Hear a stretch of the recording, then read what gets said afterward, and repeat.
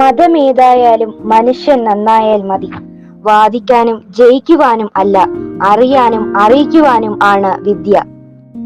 വിവേകം താനേ വരില്ല, യത്നിക്കണം, ധാരാളം വായിക്കണം. ഈ ലോകം സത്യത്തിലാണ് സ്ഥിതി ചെയ്യുന്നത്. അതുകൊണ്ട് കള്ളം പറയരുത്, സത്യം മാത്രം പറയുക. നിസ്വാർത്ഥകമായ സേവനത്തിന് എപ്പോഴും ഈശ്വരാനുഗ്രഹം ഉണ്ടാകും. മടിയന്മാരായി ജീവിക്കുന്നത് നീതിക്ക് നിരക്കാത്തത്. ശുചിത്വം അടുക്കളയിൽ നിന്ന് തുടങ്ങുക. വ്യവസായം കൊണ്ടല്ലാതെ ധനാഭിവൃദ്ധി ഉണ്ടാകുവാൻ സാധിക്കുന്നതല്ല. ഭക്തിയില്ലാത്ത ജീവിതത്തിന് ഉപ്പില്ലാത്ത ചോറ് കൊടുക്കണം. ശീലിച്ചാൽ ഒന്നും പ്രയാസമില്ല, തീയിലും നടക്കാം.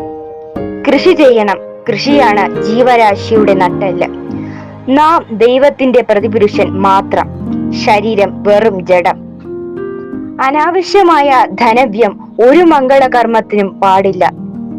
എല്ലാവരും ഈശ്വരനെയാണ് ആരാധിക്കുന്നത്, ബിംബത്തെയല്ല. ഹിംസയേക്കാൾ വലിയ പാപമില്ല. ഈശ്വരന്റെ പേരിൽ ഹിംസ നടത്തുന്നത് പരിഹാരമില്ലാത്ത മഹാപാപമാണ്. പ്രാണികളെ ബലികൊടുക്കുന്ന ക്ഷേത്രങ്ങളിൽ പോകുകയോ തൊഴുകയോ ചെയ്യരുത്. ധനസമ്പാദ്യത്തിനുള്ള മാർഗം ഇതുമാത്രമാണ്. സാധുക്കൾക്ക് തൊഴിലുകൾ ഉണ്ടാക്കി കൊടുക്കണം. ഭിക്ഷയോ ദാനമോ കൊടുക്കുന്നതിനേക്കാൾ ഉത്തമമാണ് തൊഴിൽ നൽകുന്നത്. മേൽജാതി എന്നും കീഴ്ജാതി എന്നുമുള്ള വേർതിരിവ് സ്വാർത്ഥന്മാരുണ്ടാക്കിയ കെട്ടുകഥ മാത്രമാണ്. അതിനെ സമ്മതിച്ചു കൊടുക്കേണ്ട കാര്യമില്ല. മേൽജാതി ഉണ്ടെന്ന വിശ്വാസം ആത്മാവിന്റെ സ്വച്ഛന്തതയെ തടഞ്ഞ് അഭിവൃദ്ധിയെ നശിപ്പിച്ച് ജീവിതം കൃപണവും നിഷ്പ്രയോജനവും ആക്കി തീർക്കുന്നു. അതുപോലെ കീഴ്ജാതി ഉണ്ടെന്ന വിശ്വാസം മനസ്സിൽ അഹങ്കാരവും ദുരഭിമാനവും വർദ്ധിപ്പിച്ച് ജീവിതത്തെ പൈശാചികമാക്കി നശിപ്പിക്കുന്നു. മദ്യം വിഷമാണ്, അതുണ്ടാക്കരുത്, കൊടുക്കരുത്, കുടിക്കരുത്. വിവേകം താനേ വരില്ല, യത്നിക്കണം, ധാരാളം വായിക്കണം. മതസംബന്ധമായ മൂഢവിശ്വാസം പാടില്ല, ഒരു മതത്തെയും ദോഷിക്കരുത്. അവനവൻ ആത്മസുഖത്തിനാചരിക്കുന്നവ അപരന് സുഖത്തിനായി വരേണം. വിദ്യ കൊണ്ട് പ്രബുദ്ധരാവുക, സംഘടന കൊണ്ട് ശക്തരാവുക, പ്രയത്നം കൊണ്ട് സമ്പന്നരാവുക.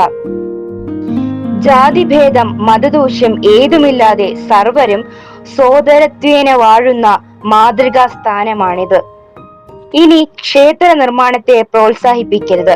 ക്ഷേത്രത്തിൽ ജനങ്ങൾക്കുള്ള വിശ്വാസം കുറഞ്ഞു വരികയാണ്. അമ്പലം കിട്ടുവാൻ പണം ചിലവിട്ടതിന് ദുർവ്യമമായി എന്നും പശ്ചാത്തപിക്കുവാൻ ഇടയുണ്ട്. കാലത്തിന് അത്രമാത്രം മാറ്റം വന്നിരിക്കുന്നു. എങ്കിലും തൽക്കാലം ക്ഷേത്രം വേണ്ടെന്ന് പറഞ്ഞാൽ ജനങ്ങൾ കേൾക്കുകയില്ല. നിർബന്ധമാണെങ്കിൽ ചെറിയ ക്ഷേത്രം വെച്ചുകൊള്ളട്ടെ. പ്രധാന ദേവാലയം വിദ്യാലയമായിരിക്കണം. പണം പിരിച്ച് പള്ളിക്കൂടങ്ങൾ കെട്ടുവാനാണ് ഉത്സാഹിക്കേണ്ടത്. അഴിമതിയില്ലെന്നും നീതി മാത്രമേ നടക്കൂ എന്നും ജനങ്ങൾക്ക് വിശ്വാസം വരണം. അപ്പോൾ എല്ലാവരും ഭരണത്തെ അനുകൂലിക്കും. മറ്റുള്ളവരെ നിരൂപണം ചെയ്യാൻ പഠിച്ചാൽ പോരാ, നിങ്ങളിൽ ഓരോരുത്തരും ഒരു ആത്മപരിശോധന നടത്തുന്നത് നന്നായിരിക്കും. പ്രാഥമിക വിദ്യാഭ്യാസമെങ്കിലും എല്ലാവർക്കും ഉണ്ടായിരിക്കണം.